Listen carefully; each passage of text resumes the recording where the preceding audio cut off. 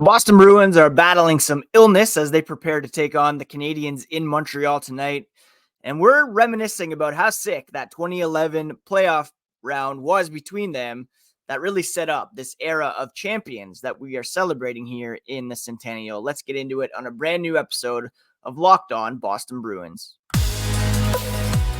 You're Locked On Bruins, your daily podcast on the Boston Bruins. Part of the Locked On Podcast Network, your team every day.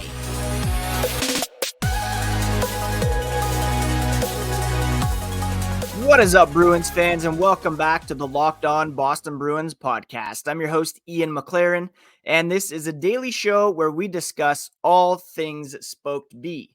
Today is Thursday, March 14th, and I want to thank you so much for making Locked On Bruins part of your daily routine, free and available on your favorite podcast app and on YouTube, part of the Locked On Podcast Network, your favorite team every single day. Please go ahead and hit that subscribe button if you have not already, so that each new episode will be automatically added to your feeds for you to download, listen, and enjoy. If you're on social media, you can find the podcast at Locked NHL Bruins, and you can find me, my hockey thoughts, and dad jokes at Ian C. McLaren. All right, the Boston Bruins, some illness going through the locker room as both James Van Riemsdyk and Matt Grzelyck missed practice on Wednesday due to illness. Grzelyck did not travel to Montreal. That's how serious it was for him. Van Riemsdyk did make the trip. We'll see if he is in the lineup tonight. In the event that he can't go, Johnny Beecher was recalled on an emergency basis, and he was talking on Wednesday about the fact that he started with Boston, was sent down about halfway through the season. Wasn't super happy about it, I don't think. He said it was just part of the business. Nobody wants to leave their teammates that they're with for the first half of the year, but some good can come of it. He had some great buddies on the team in Providence. The coaching staff is amazing, and he was able to kind of get back to his game. Maybe the Bruins thought he hit a bit of a wall, needed to get some more confidence, get some different opportunities and in different situations, more ozone draws than he was used to, some power play time. For the Bruins part, Jim Montgomery said all they heard was that he kept getting better and better, kept showing that he's fighting for a spot, which is why he was recalled here in an emergency situation. Now, for me, I've been saying since the trade deadline that I would love to see Beecher up on a permanent basis as the fourth line center for the Boston Bruins, because he ranks second on the team this season in faceoffs, and that is an area where the Bruins have struggled this season. He's got I think almost 54% success rate. Pavel Zacha, 54.2. And I think Beecher, in the playoffs, you need those guys who are reliable in the dots. We've seen all season long Bruins failing to win key faceoffs, failing to clear the zone. It's come back to bite them in late game situations where they've given up leads and dropped points because of this key area of the game. Now, again, this is just an emergency recall. If Van Riemsdyk is able to suit up, perhaps Beecher won't even play for the Bruins. He'll be sent back. For me, I would send Brazo back and keep Beecher up with Boqvist and Maroon, Lauko shuffling in and out as the wingers on that line. One guy we know who will be in the lineup tonight is Andrew Peeke. Grzelyck's out, so Peeke will be in, making his Bruins debut after being acquired from the Columbus Blue Jackets last Friday. He's eager to get into game action. He's excited to make his debut for the Bruins in Montreal. What a dream that is, to suit up, put on the Spoked B, and play your first game in Montreal. And he said he's watched Bruins-Canadiens matchups for a long time, no matter who's playing at the Bell Center. It's a pretty special place. This is a guy who was born in Florida. He sees how special this place is. Playing for the Bruins against them is going to juice it up a little bit more. He said there's been a couple tweaks and adjustments coming over from the Blue Jackets to playing under Jim Montgomery. There's only one practice under his belt, but he said there are some similarities. He's picking up things new every day, and that's all you can ask for. Jim Montgomery said, Peeke doesn't know the complete structure. They've shown us a video, but he has to go out and apply it. The good thing is, having talked to him, there are some similarities between the way they played in Columbus and the way we play. Obviously, the Bruins were able to do it much more successfully. He's going to play on his toes, bring some physicality, some mobility on the back end. And I, for one, am very excited to see Andrew Peeke in the lineup tonight for the Bruins and see, obviously Don Sweeney and management see something in him that was worth flipping a first-round pick in Jakobs Borrell, whose time with the organization was pretty much done, as well as a pick for a guy who's under contract for 2 more seasons. So if this doesn't work out, then the Bruins are kind of stuck with this guy, $2.75 million over the next 2 seasons beyond this one. So it's in the best interest of the player and the team for this to work out. And if it does, the Bruins have an internal replacement for Derek Forbort, who's set to become an unrestricted free agent and who is very banged up. Penalty killer, shot blocker, hit thrower with some mobility. It all sounds great on paper and in theory, but we need to see it in practice in order to make a determination of how well he'll fit in. Give him a few games to settle in. It's always tough coming over to a new team, new system, especially for defensemen. And hopefully he's out there throwing a couple hits and quickly endears himself to Boston Bruins fans. Bruins-Canadiens tonight.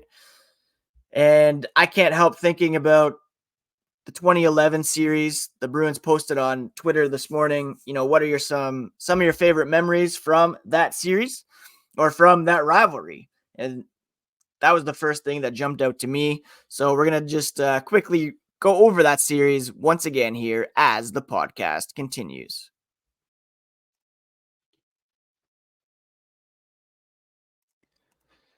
Grocery bills are so expensive these days, but now they don't have to be. Start getting cash back on your grocery shopping with the free Ibotta app and get cash back every time you shop. Ibotta is a free app that gives you the most cash back every time you shop on hundreds of items, from groceries to beauty supplies to toys. Make sure you're beating inflation no matter what you're purchasing. Join over 50 million users and earn cash back every time you shop from over 2,700 brands and retailers, including Lowe's, Macy's, Sephora, Best Buy, and more. Right now, Ibotta is offering our listeners $5 just for trying Ibotta by using code LOCKEDONNHL when you register. Go to the App Store or Google Play and download the free Ibotta app to start earning cash back and use code LOCKEDONNHL. That's IBOTTA in the Google Play or App Store and use code LOCKEDONNHL.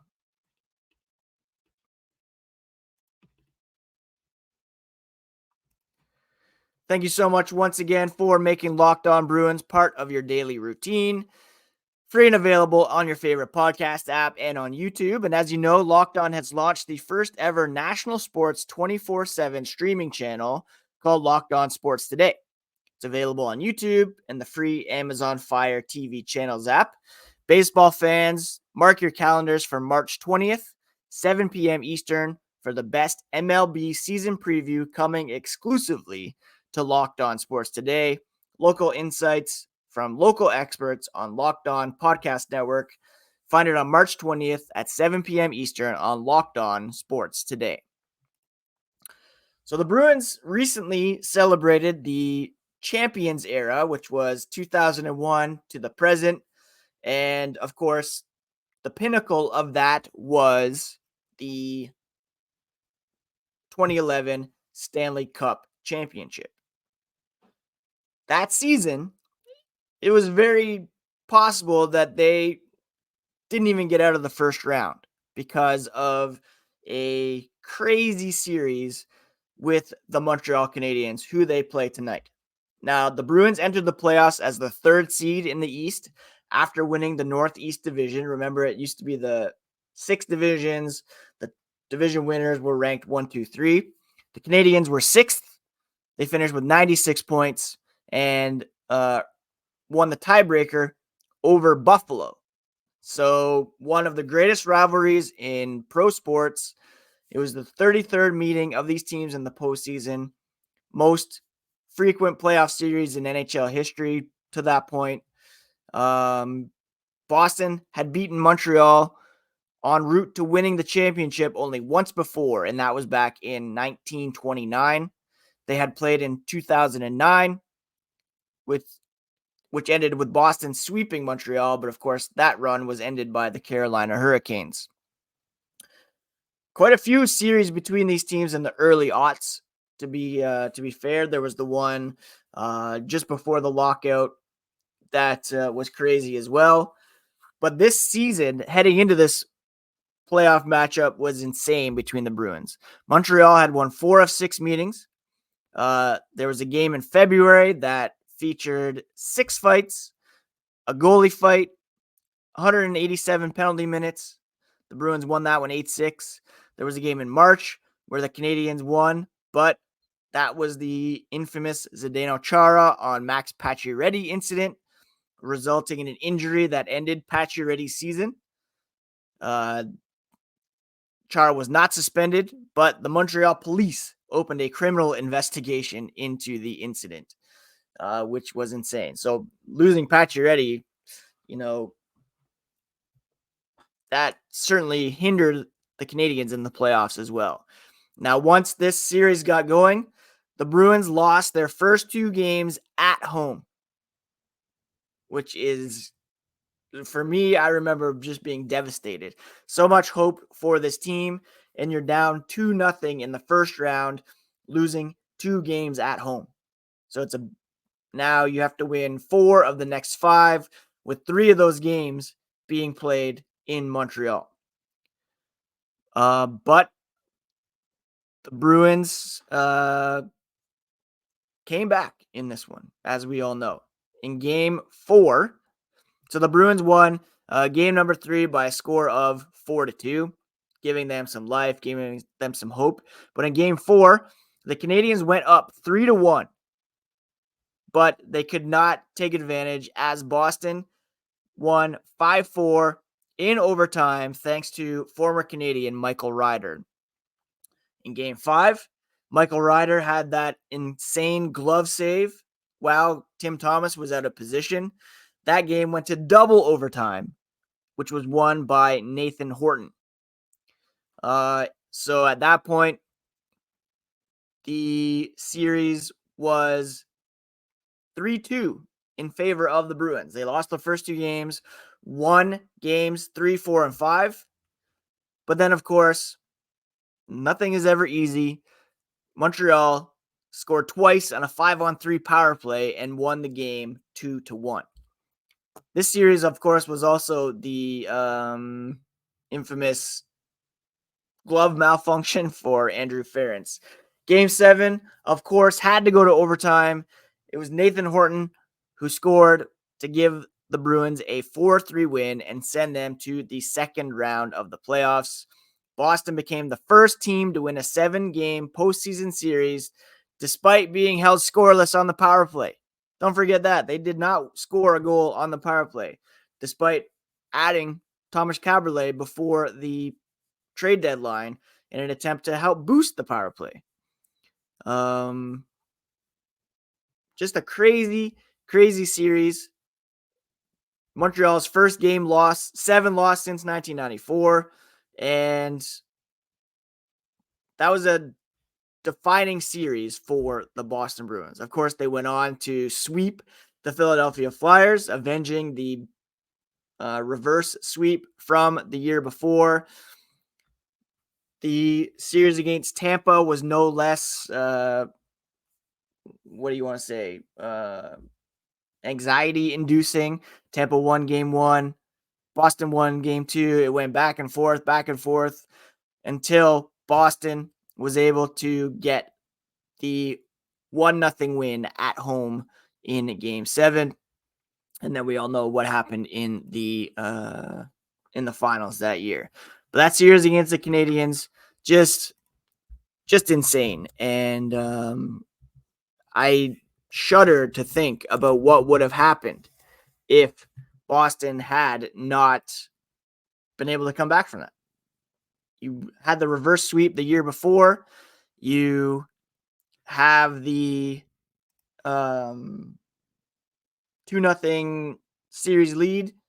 If they don't win that, who knows what comes of this core for the Boston Bruins. Just pretty crazy indeed. Again, I look back to the series earlier in the 2000s, 2002, the Bruins losing in 2004 after having a 3-1 series lead. The first time the Canadiens had won a series in 7 games after trailing 3-1. Just some great matchups between these two teams over the years, especially in the 21st century. And I remember that, Montreal had won in 2002, 2004, 2008. The Bruins won in 2009. So this series in 2011 could have gone either way. It wasn't the last time they played. They played, of course, again in 2013. And the Bruins won that one in 7 games as well, en route to the Stanley Cup championship that they lost to Chicago.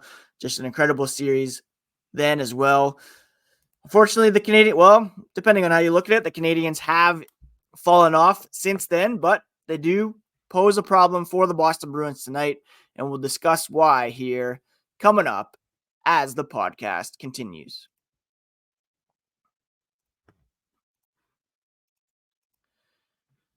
Did you know that even if you have a 401k for retirement, you can still have an IRA? Robinhood has the only IRA that gives you a 3% boost on every dollar you contribute when you subscribe to Robinhood Gold.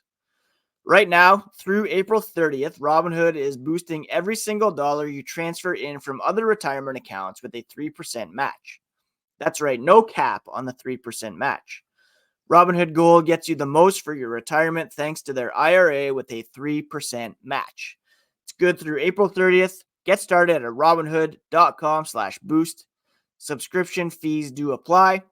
Claim as of Q1 2024, validated by Radius Global Market Research. Invest does involve risk, including loss. Limitations apply to IRAs and 401ks. 3% match requires Robinhood Gold for 1 year from the date of the first 3% match. Must keep Robinhood IRA for 5 years. 3% match on transfers is subject to specific terms and conditions. The IRA is available to U.S. customers in good standing, and Robinhood Financial LLC is a registered broker-dealer.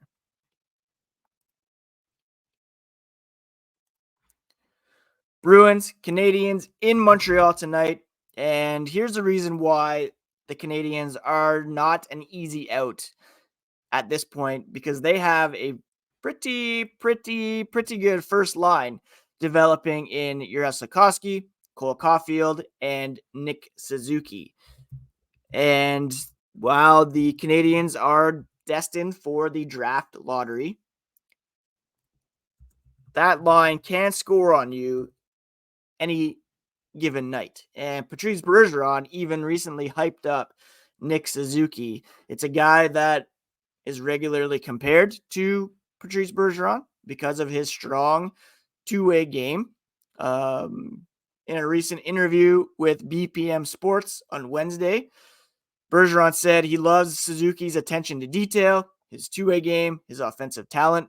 People are taking notice of his goals and his production, but he's so efficient and he makes his teammates better. Even Ryan O'Reilly recently praised Nick Suzuki, saying he's one of the players around the league that he loves to watch, an incredible player. Similar to Patrice Bergeron, Anze Kopitar. He's got extreme hockey IQ, and he's just so intelligent. I have a soft spot for Suzuki because he was part of the 2019 Guelph Storm team that won the OHL championship. And again, he's the guy to keep an eye on for the Canadiens. But this is a very winnable game for the Bruins. Montreal's 3-5-2 over their past 10. They've lost 2 of their past 3. The one win was over Columbus. So, not necessarily anything to be super proud of. Suzuki's got 61 points in 65 games. Caulfield with 52 points in 65 games. And Slafkovsky coming on, really developing properly into a solid winger as the first round pick, or first overall pick last year. He's got 14 goals, 20 points for 20 assists, I should say, for 34 points in 65 games. Canadiens, 27th ranked offense, 26th ranked defense, 23rd ranked power play, 27th ranked penalty kill. Again, this is a very winnable game for the Bruins. Jake Allen is out. He was traded to New Jersey prior to the deadline. Looks as though it'll be Sam Montembeault in net. And he can steal some games every now and again. He's got a .904 save percentage. If the Bruins stick to their rotation, it'll be Linus Ullmark in net for them tonight. The Bruins 4-2-4, coming off that pretty bad loss to St. Louis, but that was on the heels of 2 wins against Toronto, 1 against Pittsburgh, and the overtime loss to Edmonton over their last 5. Pavel Zacha's on a heater, 5 goals in the last 5 games, 8 points total to lead the team in scoring over the past 5 games. So look for him to keep things going tonight in Montreal. Andrew Peeke making his debut. The Bruins are skating this morning at 11:30. It's an optional, so may not get an indication of who will be necessarily available. They'll travel back after this one to presumably skate, practice tomorrow, and get ready for a Saturday game against the Philadelphia Flyers, which is always fun as well. We'll preview that one on tomorrow's podcast. We will recap whatever happens tonight and bring you all the latest on the black and gold, because that's what we're all about here on the Locked On Boston Bruins podcast. Your favorite team every single day. Let's talk about this for one moment. There is a brand new, maybe we'll save this for tomorrow. Some notes about Linus Ullmark at the deadline from Elliot Friedman of Sportsnet, talking about Ullmark at the trade deadline. We'll talk about this tomorrow. It deserves more of a chat than we'll throw in here at the end of a podcast. Thank you for the kind words about my mom, and please send positive vibes her way in Ottawa. And thanks so much for all the support, friends. We'll talk to you again here tomorrow on Locked On Boston Bruins, part of the Locked On Podcast Network, your favorite team every single day.